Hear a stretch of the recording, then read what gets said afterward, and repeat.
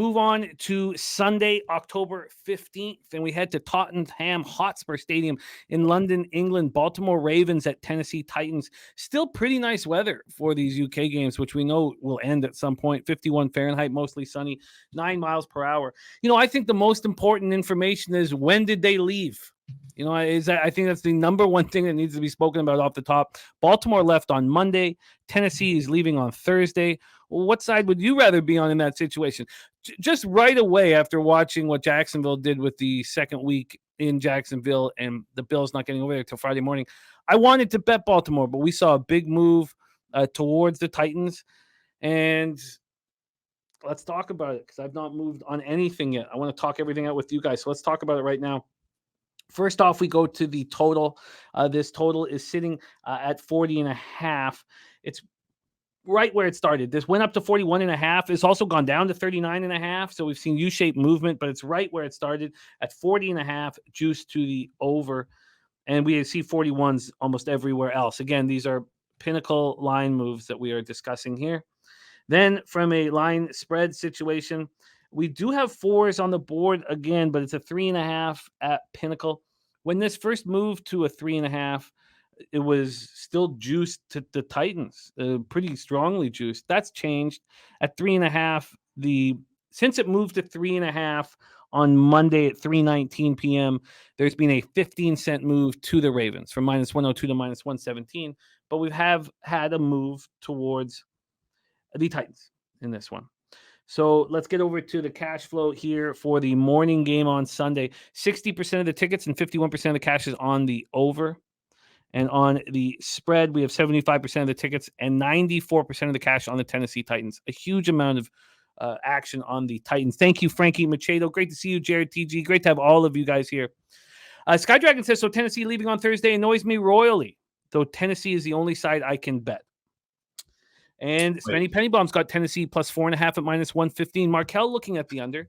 The under Dennis Garcia, can you clarify, Sky Dragon? Tennessee leaving on Thursday. Wouldn't that make you want to stay off Tennessee? It does. That's what he's saying. He's saying it annoys him so much that they left on Thursday. Gotcha. If they had left on Tuesday, I'm sure he would have a heavy bet on the Titans. But it is uncomfortable that Baltimore leaves on Monday and Tennessee leaves on Thursday. It makes no sense to me. It doesn't make any sense why they would do that. The Ravens come in angry off an ugly 17-10 loss at Pittsburgh, turned the ball over 3 times, allowed a block punt for a safety in a game where they looked to be in complete control. Now, we were both on the Steelers, so it worked out the way we wanted it to.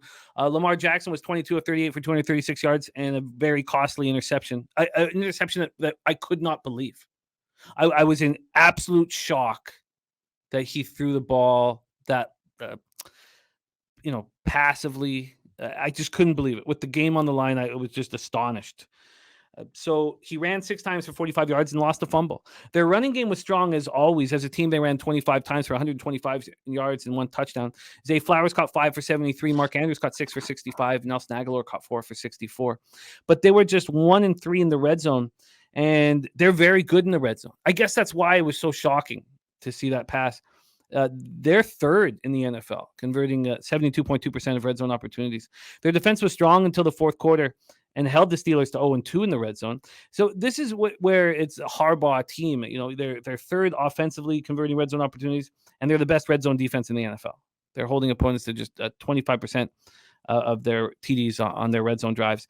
They finished with 3 sacks and 4 quarterback hits. Patrick McCarry left with a chest injury, and Daryl Worey, their cornerback, was placed on the IL before the game. The Titans coming off a disappointing 23-16 loss at Indianapolis. That really bothered me. I wanted Indianapolis and I wanted the under. I didn't move on either, and they both cashed, and that bothered me. Now, you guys know I have Colts over 6.5 wins on the season, so every win is important. Tannehill was 23 of 34 for 264 yards and a touchdown. DeAndre Hopkins was incredible. I mean, he looks, in form. 8 catches, 143 yards, 53% of the passing yards were on him. And Derrick Henry struggled again. 13 carries for 43 yards. He was stopped on 4th and 1. How often have you seen him stopped on 4th and 1? So if you take out the one outlier performance, the 122 yards against the Bengals, he's averaging 51 yards a game on the ground this year. 51. The great Derrick Henry. There are a lot of miles on him. Red zone offense continued to struggle. They were 1 of 4 in the red zone. They're now 29th in the league, converting 35.3% of their opportunities. And why is that? It's because Hopkins is the only guy you got to cover, and Derrick Henry's not as dangerous as he once was. Their very strong run defense got gashed by Zach Moss. When was the last time we saw Vrabel run defense get gashed?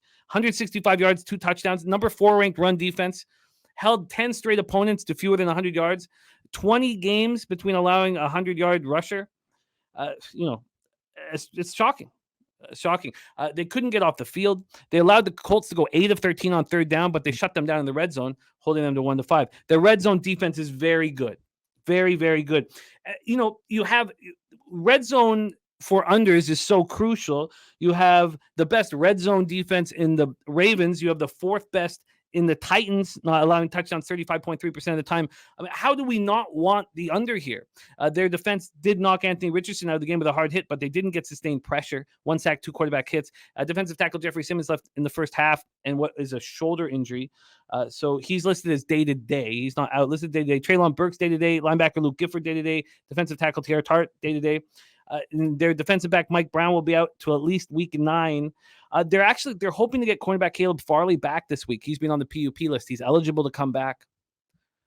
Why wouldn't we bet the under here? Take it away, Troy, the Tottenham Hotspur Stadium in London, England, Ravens, Titans. So this Ravens embarrassing loss at Pitt was one thing holding me back. But if you follow me on Twitter, I already backed the Titans +4. I've been talking about how Lamar Jackson isn't him, maybe a little bit too much, because this last loss was definitely, certainly not his fault. He was pretty impressive until that interception at the end of the game with all these drop passes. I mean, definitely played a factor in that game. So I felt a little bit lucky to cover the 4.5, despite this team winning outright by 7.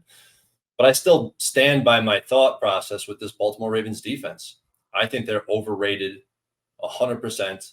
I'll stand by that until I'm proven wrong. Right now, the Ravens have the 27th strongest strength of schedule. And just looking at the defense and who they've played, they played the Texans, Stroud's first game. And I'm like, if you watch the other shows we had, I said the same thing. But I have to repeat it again because it's important. Texans, Ravens, this is their strength of schedule. This is who they played. Texans in Stroud's first game. Bengals with Burrow, a hobbled Joe Burrow. The Colts with the backup Gardner Minshew. The Browns with the rookie in his first start in his NFL career, and the Steelers, who we all know is not good on the offensive side of the ball. Currently, they have a lot of overrated rankings and player grades, as far as I'm concerned, based on who they played. And, Tannehill isn't really all that far from the list. But one thing I will say is that the Ravens, or Tannehill, is a lot worse when he has pressure in his face. And when defenses are able to apply pressure, I feel like he definitely shrinks, kind of gets into the fetal position because he does not perform well historically and throughout his whole career. But the Ravens are bottom 5, believe it or not, bottom 5 in pressure rate. You got the Titans coming off this loss, which I think, Titans off a loss have been pretty profitable as a dog, especially. The Colts sold out to stop the run, especially in the red zone. You could see it. I mean, Jimmy talked all about that. I think no Treylon Burks made a huge difference because if you remember last week, I was talking about Tannehill and how successful he is when they have vertical threats and they drive the ball downfield. They won both their games. The 2 games they won, Tannehill led the league in air yards per attempt in that week. I think that's strong shit for the Titans to win against a team like the Ravens. They need to be polarized with their offense. They need to drive the ball downfield or keep it on the ground in the run game. I feel like there should not be a lot of in between, which is what we've seen out of them against the Colts. When it's all said and done, I think Vrabel and the Titans do enough to keep this game close. I think they'll have a defensive scheme. They just came off a game against Anthony Richardson, and they actually kind of neutralized him in the running game. I feel like they could do the same thing here against Lamar Jackson. And here's the biggest thing. The Ravens, they do not cover – Ravens and Lamar Jackson, Ravens with Lamar Jackson do not cover spreads as favorites. It's just what it is. It reminds me of Russell Wilson and the Denver Broncos. They do not cover as favorites. 4 points is too much with a total that I think is going to go under. I feel more comfortable with the side than the total, but I do agree that this total looks like a clear under. Like I said, I moved on the Titans +4, and I really think that this number will close along the lines of 3.5 to 3. Troy on the Titans +4.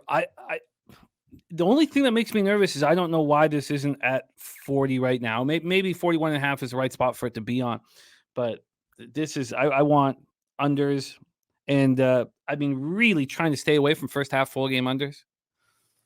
And I think I pulled the trigger on first half and full game unders here. I think this is a defensive battle. The weather's nice, but the offenses aren't. I'm going to be on the under. I think it's a double up under spot for me. Troy on the Titans +4. Let's move on.